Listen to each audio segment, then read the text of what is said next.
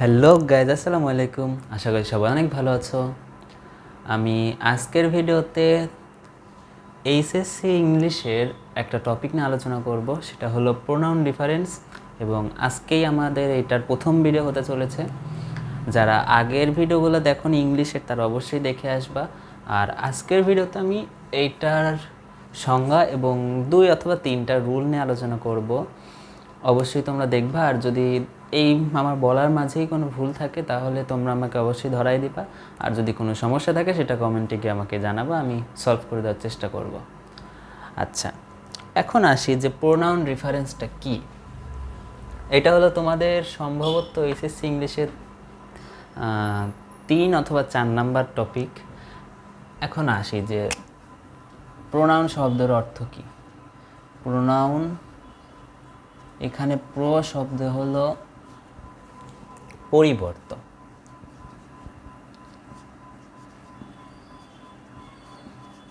পরিবর্তে। আর নাউন শব্দের অর্থ হলো নাম। তাহলে এখানে পুরো অর্থ কি আসলো, যে নামের পরিবর্তে।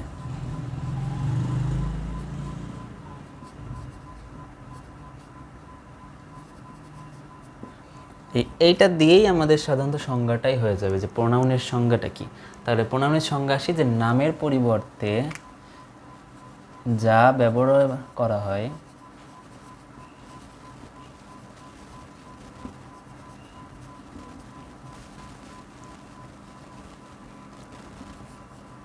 তাকে প্রোনাউন বলে। আচ্ছা, তাহলে এখন প্রোনাউন কত প্রকার, সংজ্ঞা আসলাম, অর্থ দিলাম। এখন প্রোনাউন আসলে কত প্রকার এটা নিয়ে আমি বলি। প্রোনাউন হলো 8 প্রকার, এটা তোমরা জানো। প্রোনাউন 8 প্রকার। আচ্ছা, বাংলায় লিখি 8 প্রকার। প্রথমে আছে পার্সোনাল প্রোনাউন।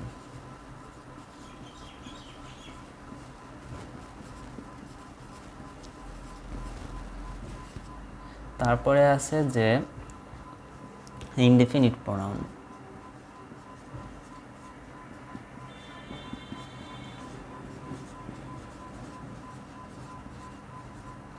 তারপরে আছে 3 নম্বরে আছে তোমাদের ইন্টারোগেটিভ প্রোনাউন।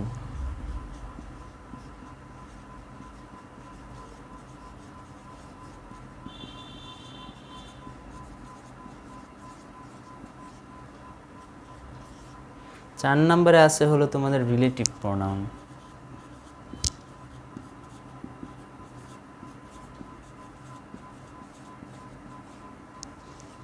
পাঁচ ডেমনস্ট্রেটিভ প্রোনাউন।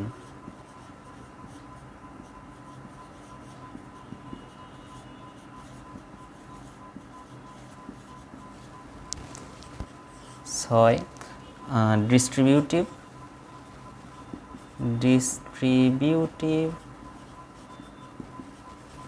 প্রোনাউন। সাথে আছে তোমাদের রিফ্লেক্সিভ আর reciprocal. Reflexive pronoun,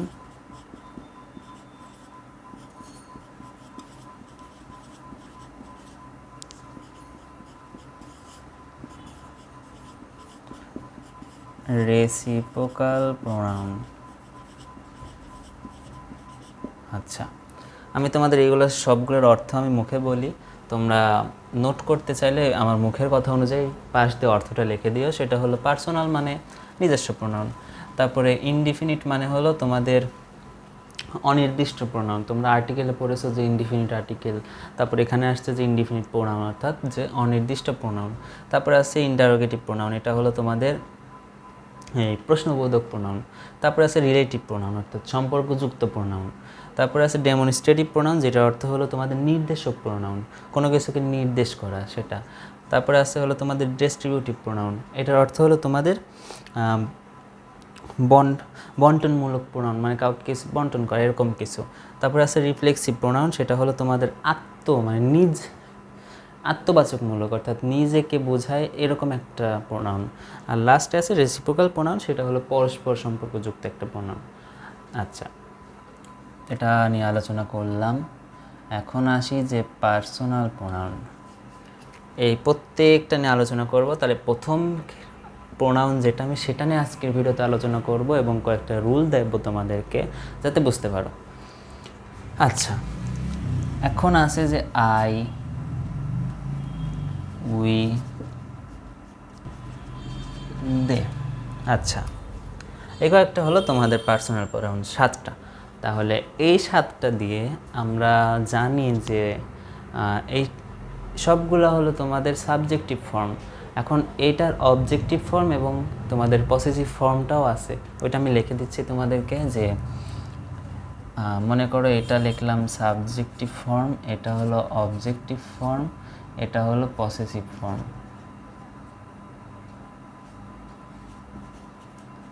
possessive form.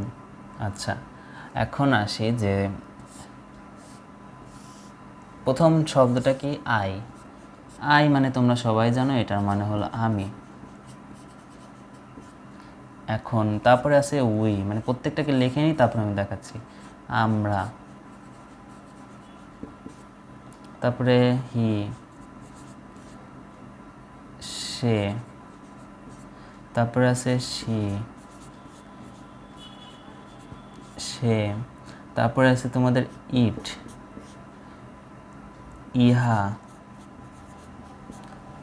তারপরে আছে ইউ, তুমি। তারপরে আছে দে,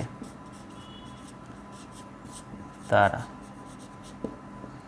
আচ্ছা, এই কয়েকটা লিখলাম। এখন এটারও অবজেক্টিভ ফর্ম এবং এটারও পসেসিভ ফর্ম আছে, সেইটা আমি এখন দেখাবো তোমাদেরকে। প্রথমে আসি যে আই এর অবজেক্টিভ ফর্মটা কি। আই এর অবজেক্টিভ ফর্ম মানে মি, অর্থাৎ আমার, আমাকে, আমাকে। মি মানে আমাকে। তারপরে আরেকটা আছে যে মাইন, পসেসিভ ফর্মে আছে হলো মাইন অথবা মাই, আমার।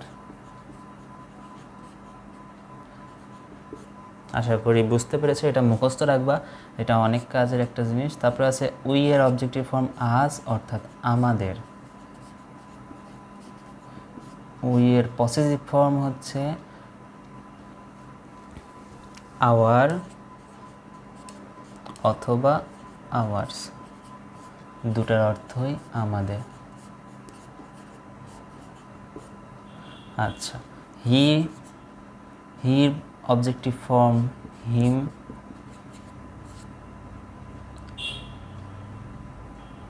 হিজ, সরি, এটাই হবে অবজেক্টিভ ফর্ম হিম। হিম মানে তার, এটার আবার পসেসিভ ফর্ম হার, সরি, হিজ। এটার হলো তাহলে হি, হিম, হিজ, এটাও হলো তার, দুইটার অর্থই তার।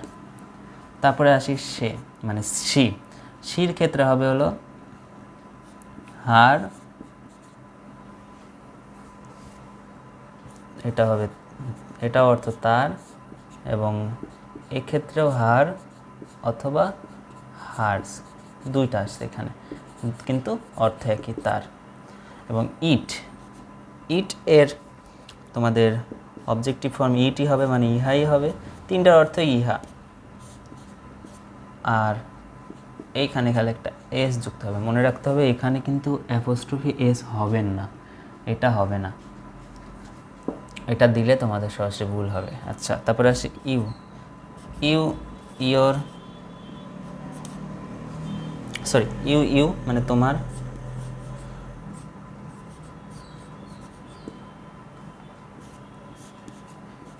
ইয়োর অথবা ইয়োর, সরি, এটা তুমি হবে।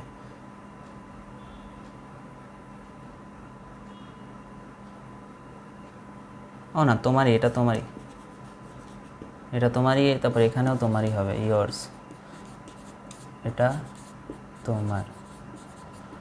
আচ্ছা, এবং লাস্ট আসি দে, দেম, সরি, এটার অর্থ তাদের।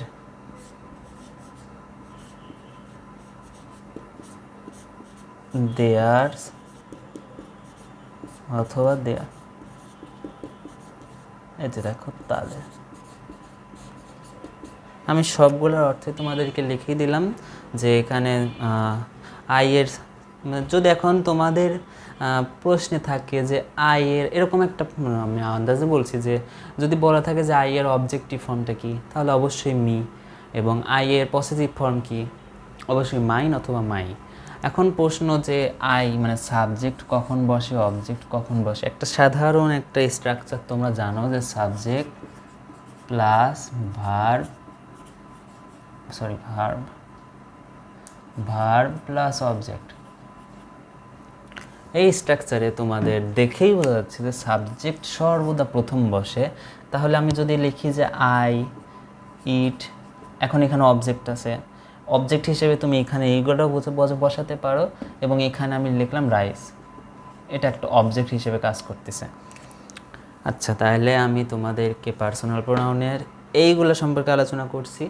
এখন আসি যে তোমাদের কখন আই বসবে, মি বসবে, মাইন বসবে, শব্দের শেষে কি বসবে, শব্দের প্রথমে কি বসবে, এইগুলো নিয়ে আমি আলোচনা করব। প্রশ্ন এরকমভাবেই থাকে, তবে প্রশ্নটা আমি পরে আলোচনা করবো, আগে বেসিকটা নিয়ে আলোচনা করে দিই, তারপরে আমি প্রশ্ন সলভ করার চেষ্টা করবো ইনশাল্লাহ। আচ্ছা, তাহলে প্রথম রুলসে আসি যে পার্সোনাল প্রোনাউনের ব্যবহারটা আমি আলোচনা করব এখন। পার্সোনাল প্রোনাউনের ব্যবহার, যে 1 নম্বরের ব্যবহারের ক্ষেত্রে আছে যে সাবজেক্ট একবচন হলে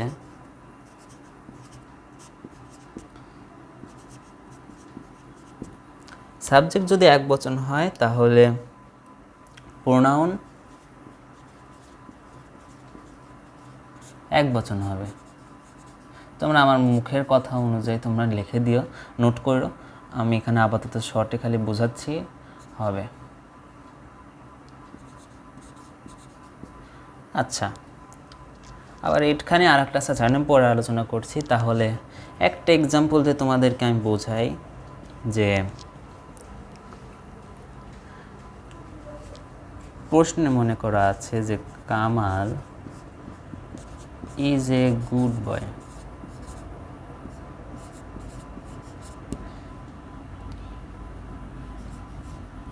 we,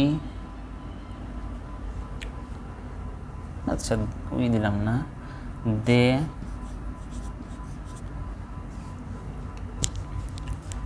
go to school regular.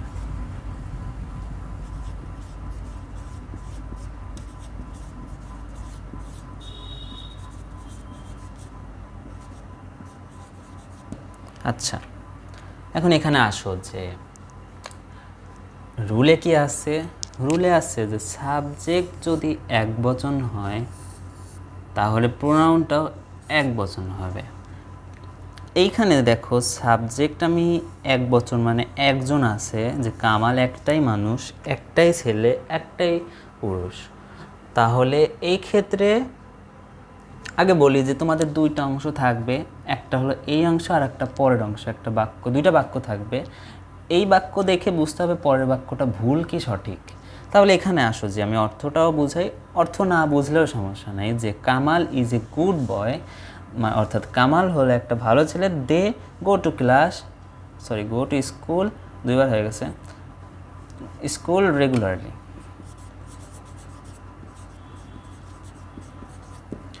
School regularly অর্থাৎ তারা স্কুলে প্রতিনিয়ত যায়। তাহলে এইখানে দেখো যে কামালের ক্ষেত্রে আমি একজন বললাম যে কামাল একজন ভালো ছেলে, কিন্তু সে গেল হলো তোমাদের এখানে সে বলার বদলে আমি বললাম তারা, বাক্যটা উল্টাপাল্টা হলো না। তাহলে এখানে যদি আমি বলতাম যে হি গো টু বা হি গোজ টু, এখানে ভাব দেখার কোনো কাজ নাই, ভাবটা তোমাদের প্রশ্নে ঠিকভাবেই দেওয়া থাকবে। এখানে দের সাথে গো বসে, গোজ হয় না, এর জন্য এটা সমস্যা হচ্ছে। তবে এটা প্রশ্নে ওরকমভাবে থাকবে না, ওটা নিয়ম পরে আলোচনা করবো। আপাতত এখানে মনে রাখো যে আমাদের শুধু প্রোনাউনটা চেঞ্জ করতে হবে। এখানে প্রোনাউন তোমাদের দেখো যে দে তারা, দেম তাদের, দেয়ার তাদের। আচ্ছা, এইখানে তারা বলতে কিন্তু আমাদের অনেকজন বোঝাচ্ছে, তারা বলতে একজনকে না। আর আমি এখানে কি লিখছি, সাবজেক্ট একবচন হলে প্রোনাউন একবচন হবে। তাহলে কামাল ইজ এ গুড বয়, তাহলে কামাল হলো থার্ড পারসন এবং থার্ড পারসন পুরুষ, তাহলে পুরুষ থার্ড পারসনের ক্ষেত্রে কোনটা ব্যবহার হয়? অবশ্যই হি। তাহলে এখানে হি ব্যবহার হবে, এটা হবে না, সেটা হবে হলো হি। আশা করি বুঝতে পেরেছ। আমি আর একটা এক্সাম্পল দিয়ে এটাই বোঝাচ্ছি যে মনে করো Kamal is a student.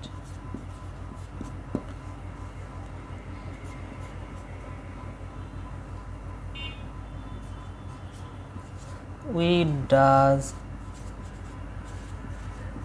our we do our homework. আচ্ছা, এখন আসো যে Kamal is a student, we do our homework. তাহলে এখানে কি? এইটা আমি আপাতত রাখলাম না, এটা থাকলো। মনে করো এটা থাকলো, Kamal is a student, we do his homework. তাহলে কি আসলো যে কামাল আমি অর্থ বললাম না, তোমাদের রুল অনুযায়ী সরাসরি বুঝালাম যে যারা অর্থ বোঝো না তারাও এটা পারবা। তাহলে কিভাবে পারবা যে Kamal is a student? Kamal এখানে থার্ড পারসন সিঙ্গুলার নাম্বার, মানে এক বচন। তাহলে এক বচনের সাথে এক বচন প্রোনাউন হবে, তাহলে এখানে অবশ্যই এক বচনে একটা প্রোনাউন ব্যবহার করতে হবে, যেহেতু কামাল তাই হি। আর যদি এখানে আমি লিখতাম যে Fatema is a good student, is a student, তখন এখানে শি হতো। আশা করি তোমরা বুঝতে পেরেছ। এখন আসি যে এটারই আর একটা যে সাবজেক্ট, আমি এটা মুছে দিই।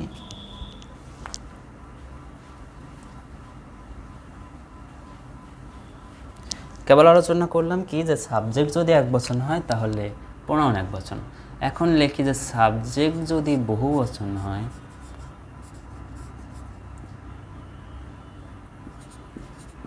প্রোনাউনও বহু বচন হবে।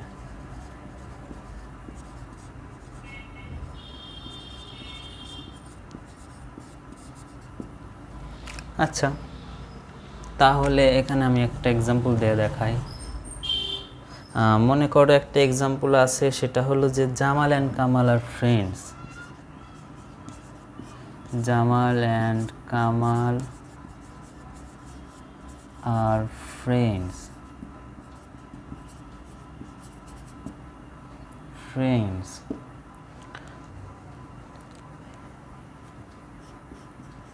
হি লাভস, লাভই দাও তোমরা, এটা কোনো চেঞ্জ হবে না, লাভ ইচ আদার।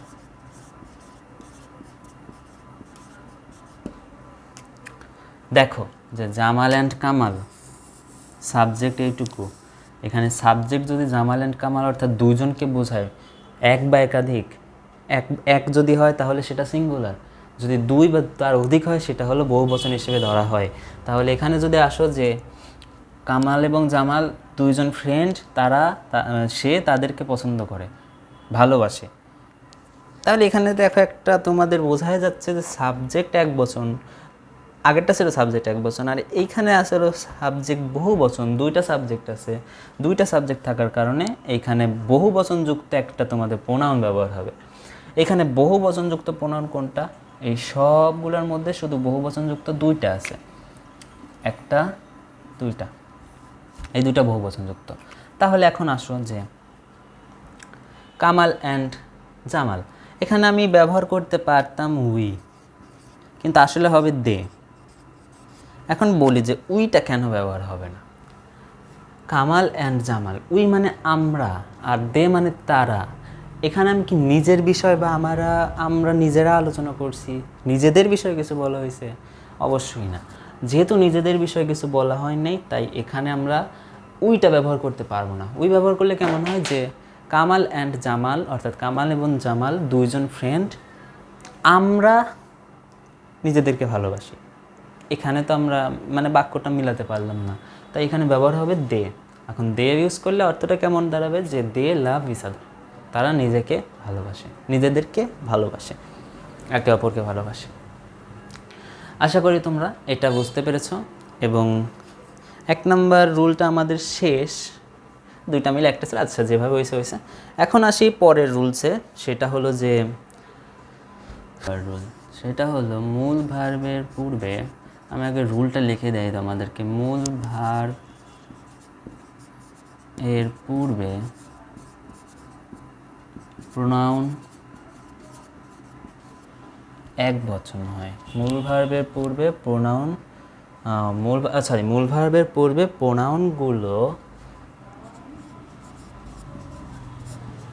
সাবজেক্ট হয়।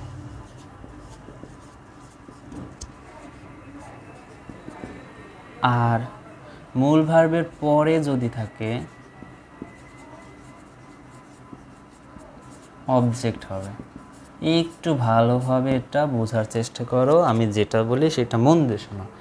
যে মূল ভার্বের পূর্বে আমি একটা বাক্য লিখলাম, মনে করো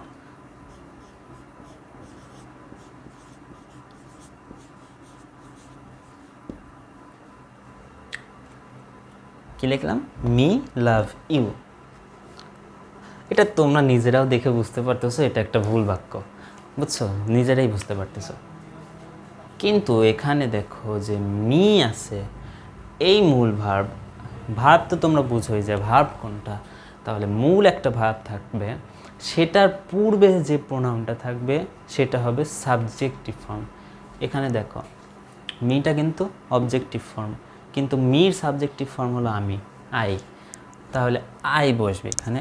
আশা করি বুঝতে পেরেছো যে কেন আইটা বসলো। তারপরে আর একটা দিই আমি, যে হিজ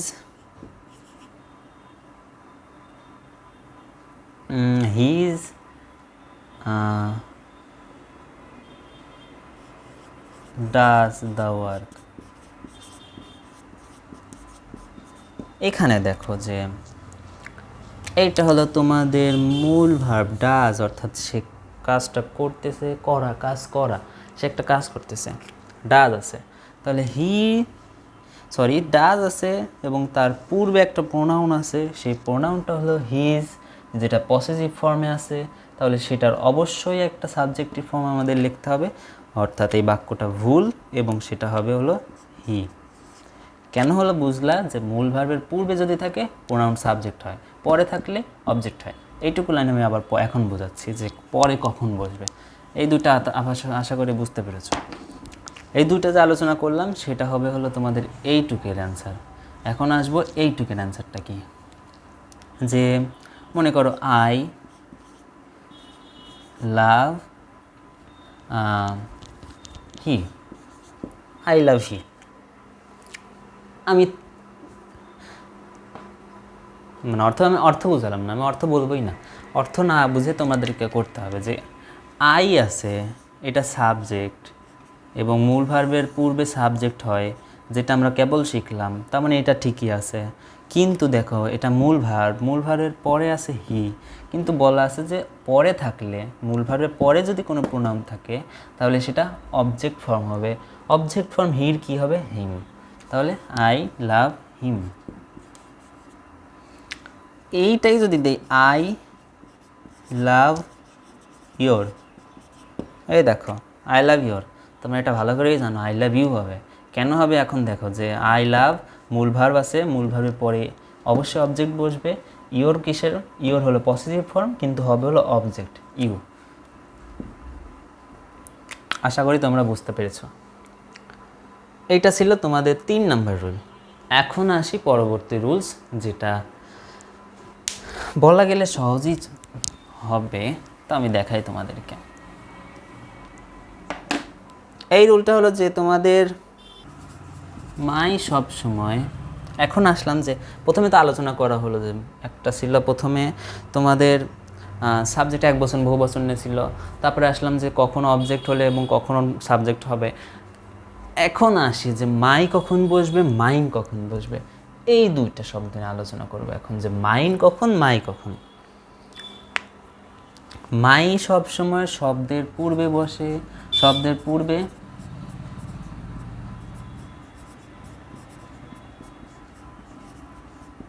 অ্যাডজেক্টিভ হিসেবে বসে।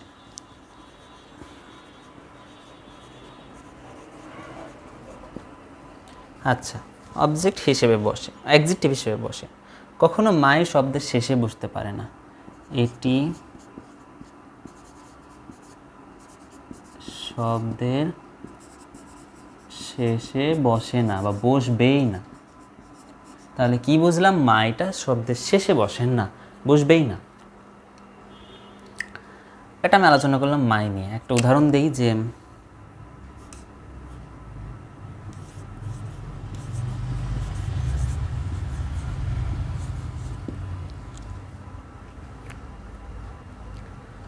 হতে পারে দুটার অর্থ একই, খালি ব্যবহারটা আলাদা।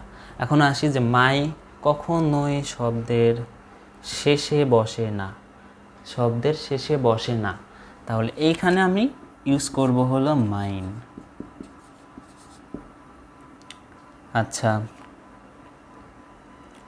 সবসময় অ্যাডজেক্টিভ হিসেবে বসে এবং এটা শব্দের শেষে বসে না। আশা করি তোমরা বুঝতে পেরেছো। আমি একটা উদাহরণ দিয়ে বোঝাচ্ছি যে the brother is a good teacher. Sorry, mine brother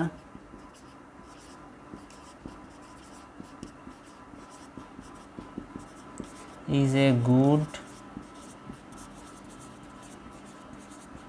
teacher. শব্দের পূর্বে অ্যাডজেক্টিভ হিসেবে বসে। এই যে তোমাদের মাইন, মাইন কখনোই শব্দের প্রথমে বসতে পারে না, মাই যুক্ত হয়েছে। আর একটা রুলস আছে, সেটা হলো মাইন নিয়ে। মাইন কখনো শব্দের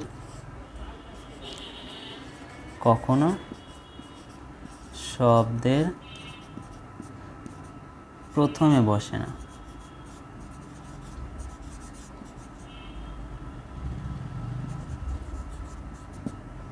মাইন কখনো শব্দের প্রথমে বসে না। আশা করি তোমরা বুঝতে পেরেছো যে মাইন কখনো শব্দের প্রথমে বসবে না। অর্থাৎ যদি একটা বাক্য থাকে যার প্রথমে তোমাদের মাইন আছে, অবশ্যই সেটাকে তোমরা মাইতে পরিবর্তন করবা। আর এমন একটা শব্দ আছে যেটা শব্দের শেষে মাই আছে, সেটাকে তোমরা মাইন দ্বারা পরিবর্তন করবা।